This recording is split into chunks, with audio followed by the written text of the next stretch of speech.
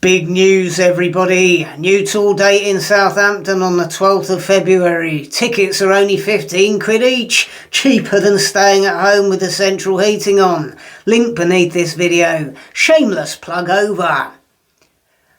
Labour MP Tulip Siddique has been forced to resign. She's currently the subject of a criminal case by Bangladesh authorities in relation to a £4 billion embezzlement investigation into a nuclear deal struck by her dodgy aunt, the deposed Prime Minister of Bangladesh.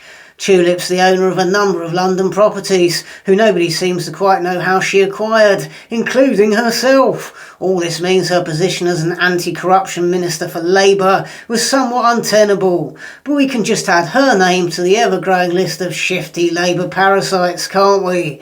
First of all, you've got Keir Starmer taking all sorts of gifts from Lord Ali in return for goodness knows what sort of favours.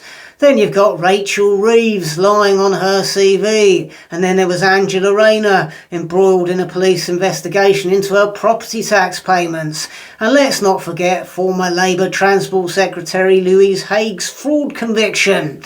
Labour are now patently just as much the party of Sleaze as the Conservatives.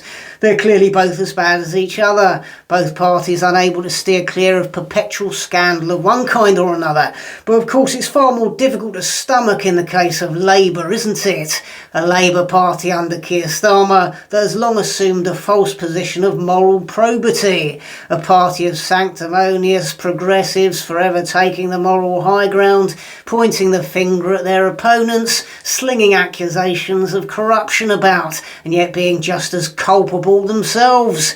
It's increasingly apparent that Keir Starmer's so-called government of service is actually a government of self-service. The nauseating hypocrisy of it all is worse than the corruption itself. The pretense of selfless purity, the virtue signalling fakery, the over-eagerness to sneer aggressively at the failings of others.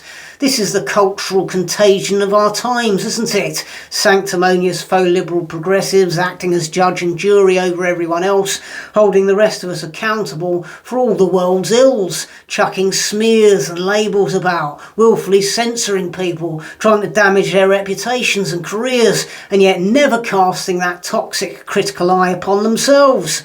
Let he without sin cast the first stone, and the leftist cultural and political establishment have spent the past decade doing an awful lot of stone chucking, haven't they?